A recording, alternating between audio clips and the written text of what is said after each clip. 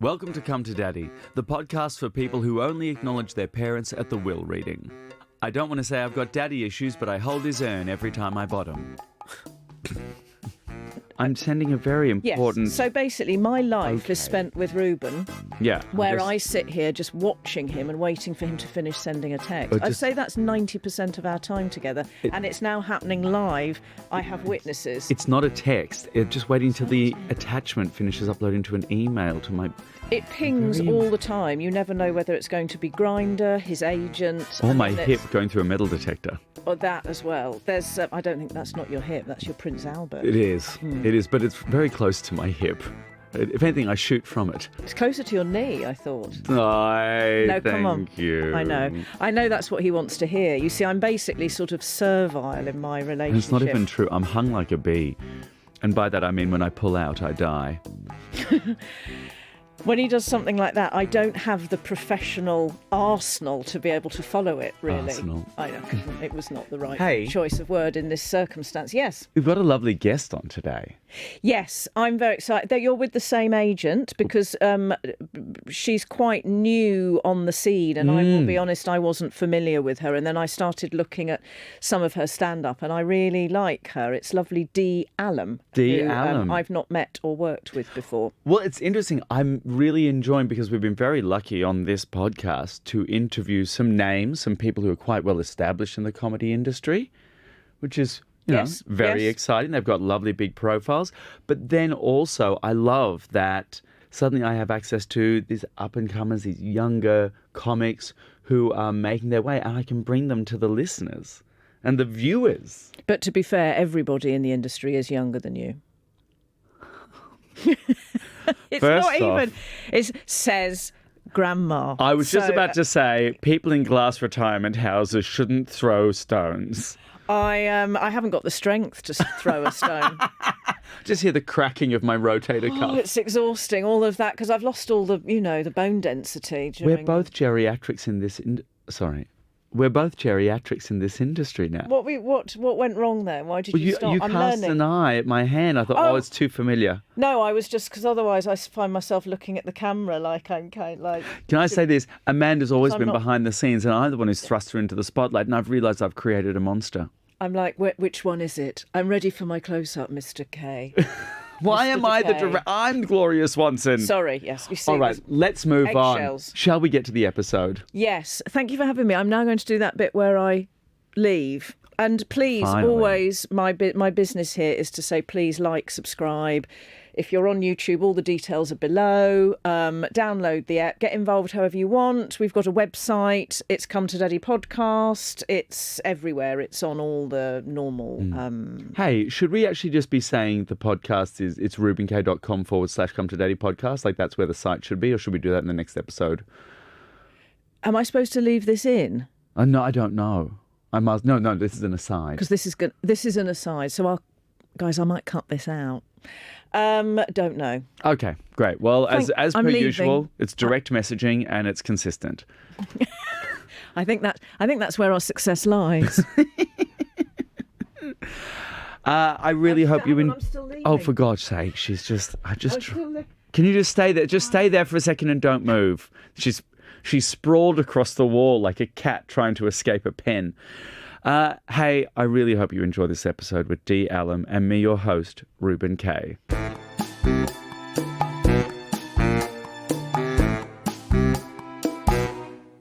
So let's get into it. My guest today is a rising star of queer comedy who describes how at her all-boys school a rugby scrum was considered less homosexual than a geography lesson. I demand to know more. Details, please. Come to Daddy, Dee Allum. Hello. Thanks for... Oh, God. Oh, it's started already. We're already we're riffing. Thank you for coming to Daddy. Thank you for having me. It's a Daddy? No? Daddy? Sure. Yeah. I'm not sure what it is, halfway between mummy, daddy, or just a very drunk aunt. Yeah. But it's some kind of mild authority figure. That's it, because you can't be absolute authority, then it's just a dictatorship. Yeah, and that's not what you're going for. Maybe I could have a cocktatorship. Is that too low-hanging fruit? Let's put it to the room. Yeah. Okay. Hey. Hello.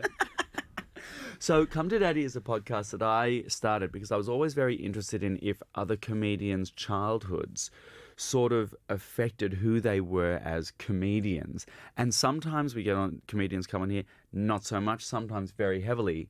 But one thing I like to start off with is getting an idea of what your childhood bedroom looked like. Well, my childhood bedroom, I think fairly sort of nondescript in most metrics, save for the fact that from the age of about 6 onwards, still to this day actually, my childhood bedroom, on one wall there's just a massive map of the world. Because I was sort of like a geography nerd growing up. Like I could name all the capital cities and things. Like that was sort of my thing. As one day I will escape. This is the world that will one day be mine. You were looking at it like Alexander the Great. No, just facts. Just a thing that provided facts. Okay. Which is not as interesting as it could be. But yeah, like the wallpaper of the wall is just the world. Right. And you not with pins stuck in it. There was no sort of red line. Sort of emotional attachment to this in any way. Just a sheer sort of worldwide stim. Yeah, I would sleep by Australia. Actually, was where my bed was, sort of in the sort of bottom right hand corner of So does the culture room. and racism. Yeah. And then I would just sort of look at it. I would be interested to see where they had decided to mark some towns and not others. Sure. For instance, Southampton was marked. I found that interesting as a 7-year-old. I was really excited about that. It's not your regular sort of C-spot run sort of thing. No. Just hit, that's where Southampton is, and be like, oh, that's all the stuff I need. So not a lot of friends? Whatever would give you that impression. I think I would quality over quantity is what it is all about with friends. What was your favourite childhood meal? My favourite childhood meal was the sort of special meal that I would have, or that I would request on sort of special occasions. Yeah. Was for my dad to make spaghetti carbonara, which is quite a posh request, I would say. But it was only when I was maybe 18 that I found out that he'd just been making. He wasn't making. Not only was he not making traditional carbonara, but he was just making scrambled eggs and bacon and pasta. That is vile. No, it's absolutely delicious. That is awful. It's so it was only later that I found out that you're supposed to have sort of a creamy. Well, you're meant to emulsify sauce. the egg yolks and the cheese. Yeah. And then you're meant to have pasta like water. Yeah, it's that whole thing. Yeah. Thank you, Stanley He was Tucci. just putting eggs in hot pasta, and then they would be scrambled. It feels like something you give a finicky toddler. Yeah, well, I mean, I was 7 and obsessed with maps, so Right. I feel like they didn't want to push the boat, rock the boat. Yeah, they were they would acquiesce. Right. Fair. Were you quite how were you as a child? What was your temperament as a child? I think I was quite a calm child. I think I was quite proud of the fact that my parents say I didn't really cry as a baby, and I sort of wore that as a badge of honour. Still do, really, because I feel like that's you don't want to have been needy before you were conscious. You know, like you don't want to be disappointed to find out that actually you were quite annoying. I feel personally attacked. I've got an older brother, and he was definitely the quiet one, the one who was very much capable on his own, never really cried. Was always praised for that. Very smart, like a 40-year-old man. Sure. Off the bat. I think that was my vibe. Yeah. Regrettably. And I was I need attention all the time. P.S. I'm walking down the street and I found a knife, and I would be like 7 or 6. Yeah. Or they'd turn around for 1 second and then they'd turn back and everything would be on fire because I'd found my mum's cigarette lighters. Right. I took off my eyebrows once because I spent an afternoon just smashing my mum's cigarette lighters because they made a nice sound. How many did you have? Oh, like easily 20 lighters in the house at any given time. Wow. That just feels like poor planning. Or very good planning, that she was always... Whenever you could be anywhere and you will need one, She you could won't light have a time cigarette. to go and find where the cigarette lighter is. But you're a pack-a-day smoker. Right. So needed Always. Constant. They were like reading glasses for her, which is why she also had thousands of pairs of reading glasses. Right. Maybe that's why she couldn't find the lighters. Hey, I would like to know your begetters a bit better. Names of parents. Gina and Simon. Lovely names. Yeah. Gina. Gina? You don't see a Gina. You don't see many Ginas. Named after Gina Lola Brigida. Your mum? My mum. Oh, that's lovely. Which is a good... Simon, less good. Sure. Objectively worse name. More dictatorial, Simon says. Yeah. Well, his mum is Scottish. So it's just a sort of strong... Yeah. Here's a boy. Scottish We'll vibe. name him a boy. He's going to be a Simon. Yeah. Right. Where do they live? They live still in leafy Hertfordshire. In leafy Hertfordshire. In a village called Chipperfield. Oh, that's nice. Which I think is a good sounding... Chipperfield. I remember going to a panto in Chipping Norton Yes. once. Is that close? Are they related? No. No, okay. Fully different. You could have told me, I wanted to write something one day where the people live in a tiny fishing village called Salmon on Croute. Which I think would be I can see stupid. that. Yeah. Yeah. Will they listen to this? My mum, I think, might be the first person. I don't know if you have some kind of early access, sort of Patreon subscriber type situation set up. Funny you should say that because we do this season. Well, then my mum will, after that, presuming that she doesn't sign up to it in the meantime, will be the first person to listen to this. Oh, right. She's quite a keen fan. Really, we are talking to my mum right now. Well, I am. Hello, Gina. Hi. I How's it going? love your work.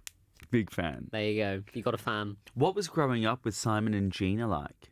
I think it was pretty Yeah? nice. Ah. And I feel bad because I've listened to a few eps, and I feel like you have more sort of you feel more immediate kinship with people who've had quite difficult.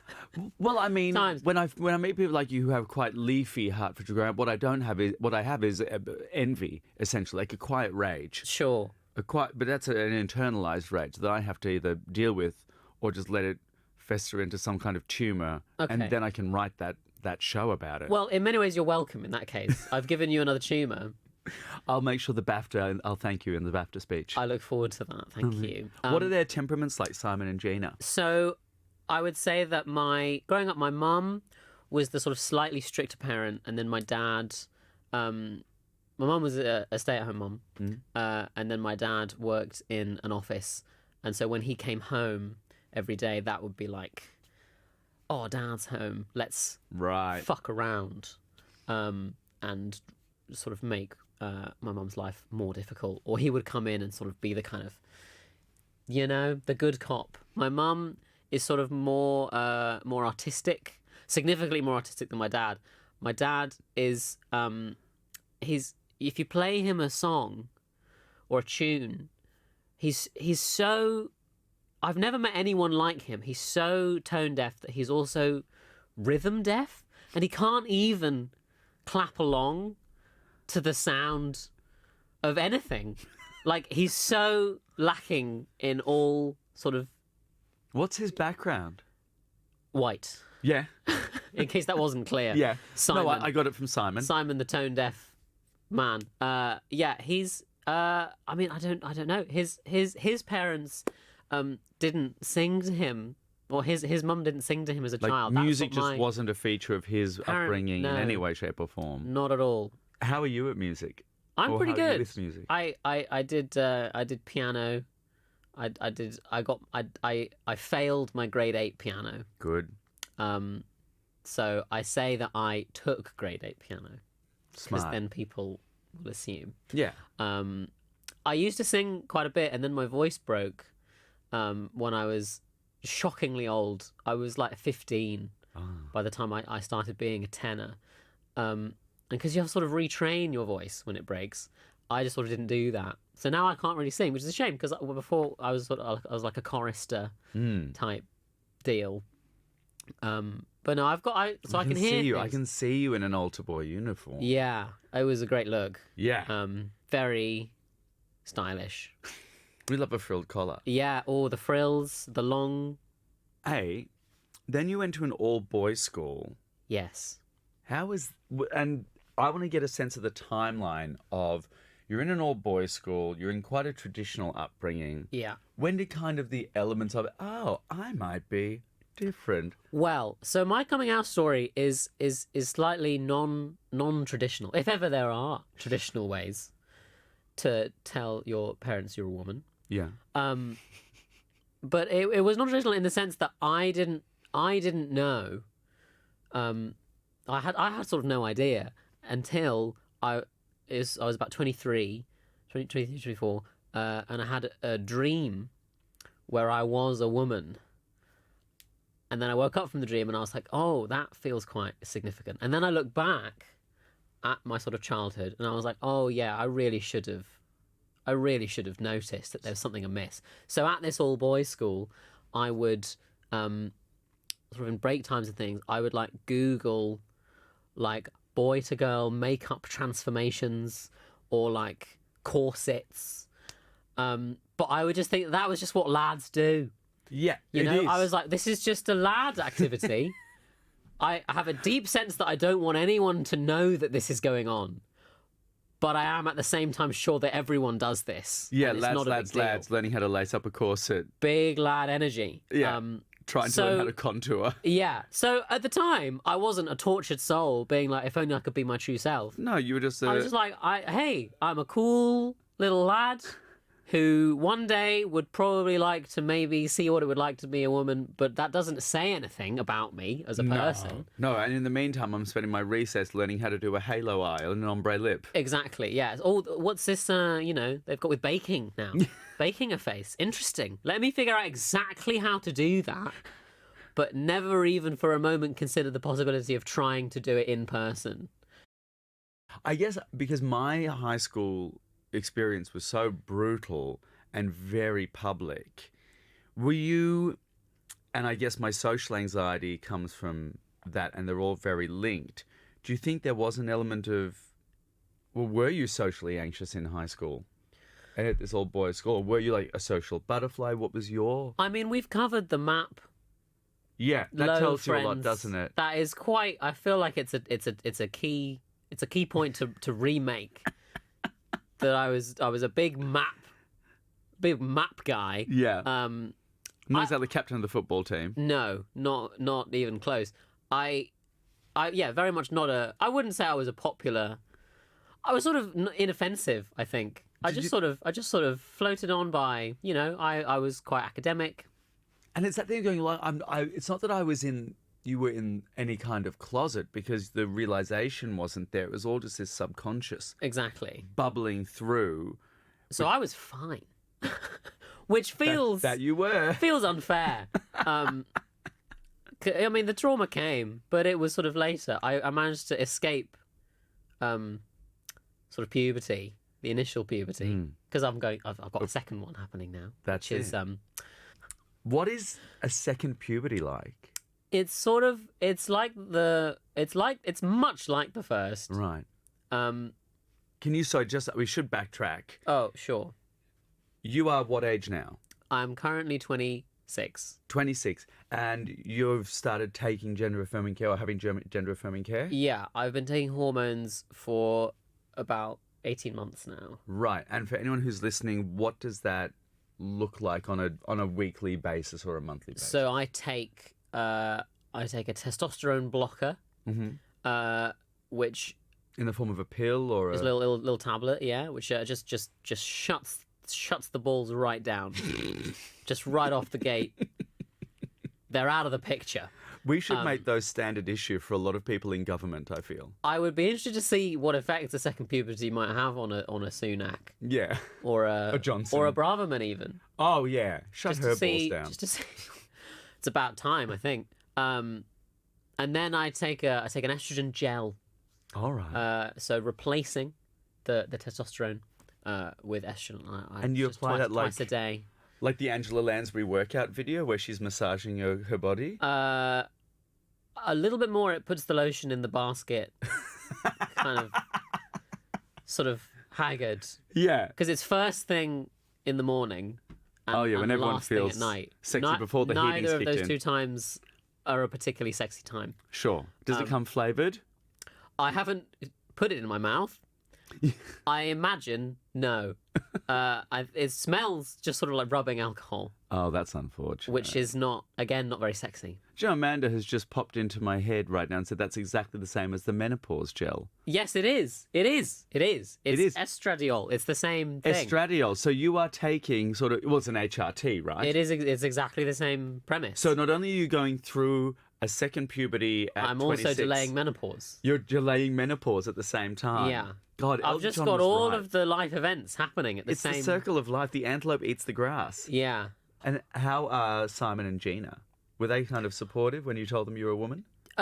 Yes. Broadly speaking, yes. I think it came... I mean, as it did for me, it came as a big shock to everyone in my life. But I have been very lucky that they are as supportive as they are. I mean, they struggled. Sure. As is perhaps to be expected. Do you think they grew up with or have in their lives before you coming out, much knowledge, vocab, awareness of what a transgender person's life is like?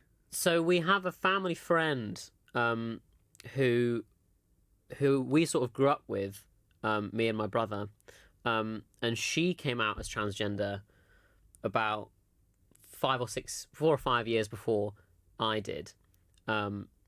So my parents had spoken to her parents quite a lot because they're quite close. And so they had sort of understood her experience. Her experience was much more stressful and difficult and horrible, her coming out experience, than mine.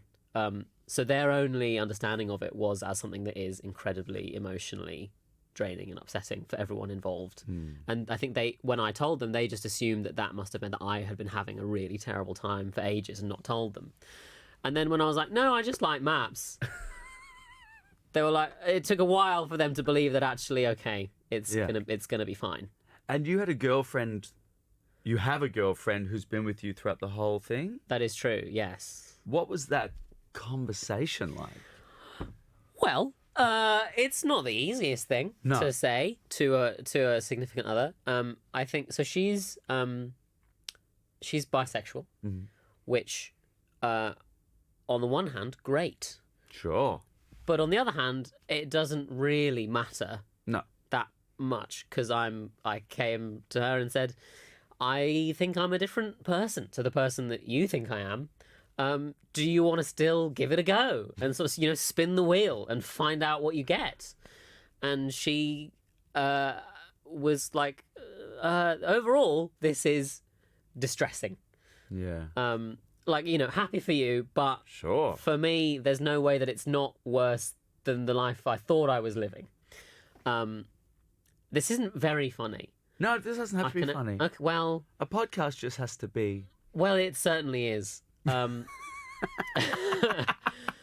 So yeah, she struggled, sort of like my parents did, and that only when she was sort of able to see me, continue to be me, that it feels less like a sort of random roulette wheel of a person. As Gina and Simon and your girlfriend, do you think kind of form maybe a stronger bond after going through all of this around you? I think so, yeah. I mean, we'd only been going out. We had been going out for 18 months when I came out, which is not that long. No. But those 18 months have been spent largely in quarantine. That's like dog years versus human years. Very much so. So I was living with my girlfriend and my parents. So they became quite close in that period anyway. And then when I came out, certainly of all the people in my life who had to deal with it sort of most urgently, it was those three. But also, I mean, they have a lot. That's a big life experience to go through together. I'm sure they talk about it at their gatherings. Hey, you've been on this journey for a few years now. Part of it involved meeting doctors to check in your words that you weren't too boyish to be trans. Yes. Can you tell us about that? Yeah. So I mean, I don't know if you've seen, but the UK is on fire. The NHS is sort of out of the question for trans people. There's just no resources there. There's So I'm on the waiting list. One of the first things I did was I signed up to the NHS waiting list. At the moment, the waiting list, based on the rate at which they are taking new people, I can expect a first appointment in something like 2036, which is... The UK's not going to exist then? No, I mean, literally, like, you're going to... I mean, like, the sun is going to go out by then. So that's not happening. That's not where any of the healthcare is coming from. So I had to go and seek out a diagnosis, like pay a psychiatrist more or less to assess. So in my case, I like football and maps, as we've discussed, and these are exactly the kind of things that people look at in these meetings and go, well, is that sort of frilly and feminine enough? What are your hobbies? Your hobbies dictate your gender. Yeah, it feels very 50s. I mean, on the one hand, I feel bad that because they have so little to go on. Yeah. But also, it's like, just believe me. No one would choose to have to talk to you about this. It's like where these kind of things go, and suddenly anecdotal evidence on its own means bubkus, but enough anecdotal evidence across a population becomes actual evidence. Yeah. The other thing that I found that was the thing that very nearly they were like, you're an edge case, but we are going to sort of grant you the gender dysphoria diagnosis, is they said that I hadn't demonstrated enough how much I was suffering. Oh, yeah. And it's like, I'm British. We don't... If you're like under fire in a foxhole and you're like radioing support, you'll be like, oh, it's looking a bit peaky outside. You don't... We're not ones to We're not overstate. Americans. We're not going to show and be like, look at how horrible this was for me. I mean, certainly, yeah. So it's also this case, I'm sorry, you can't... For us to feel like you're properly trans, then you have to be suffering. Yeah. And it's like, well, I will be suffering later. Yeah. I'm trying to head this off at the pass now. Yeah, I'm making good decisions. I'm the best case scenario. Yeah. And your response to that is... I'm the perfect candidate, not an emergency. Yeah, exactly. So, fuck is the summary of that sort of section of my life. But it's fine now. Because I've got the horms. Is that the horms? Yeah. The horms? The horms. That's good. Is that what the? I haven't got time for the rest of the syllables. No, you're busy. Yeah. The sun's going to go down. Got places to be. That's it. Hey, speaking of places to be, we're coming to the end, but before we go, we've got the pick and mix. Pick and mix, pick and mix. It's time for us to do pick and mix. It's where you take a step into the TARDIS of trauma. It's bigger on the inside. And perhaps take a little pick in the pick and mix. Daddy, look, I'm doing a dive. You have picked, Daddy, look, I'm doing a dive. Ways that you have tried over the years to get your parents' attention. Hit me. So when I was sort of 5 or 6, I was big into doing little sort of performances and shows, as I'm sure has been discussed on this podcast and indeed in your own therapy sessions. I would very strongly encourage my mum to get involved in a reenactment of my own birth. And I would do this sort of 4 or 5 times a day for, I want to say, about 18 months, 2 years. What age are you now at this? About 5 years old. Outstanding. I don't know what this means, but there's no way it doesn't mean something. It means something. I can't put my finger on precisely what it means. Did I want a younger sibling? Was I just... I wanted people to be excited when I entered the room? Yeah, I think you just like to make an entrance. Something was going on there. What did that look like? What did the turn look like? So it would be... It was often in their bed... like in the morning, like I would go and hang out with them in their bedroom in the morning, and I would sort of come out from under the covers and sort of hold for applause, just like over and over again. Dee. Hi. Thanks for coming to Daddy. There's one last thing here, and it's called Shall I Be Mother? Shall I be mother? where you get to stare into my eyes. One of them's glass, don't ask which. And imagine that I am Simon, Gina, or a lovely amalgamation of the two, Cena or Jaimin. I regret that Neither immediately. of those are great, are they? And you imagine that I'm both. What would you say to them now? I would say, hello. Hope you're well.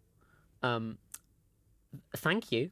Overall, thank you for being lovely parents. I'm a big fan of your work. Sorry that I couldn't be a feminine man. I know that was a hope of yours for a brief turn. Couldn't make that work. Many apologies. But overall, I think we've done good work here. You've done good work. I've done good work. Let's just enjoy what time we have left.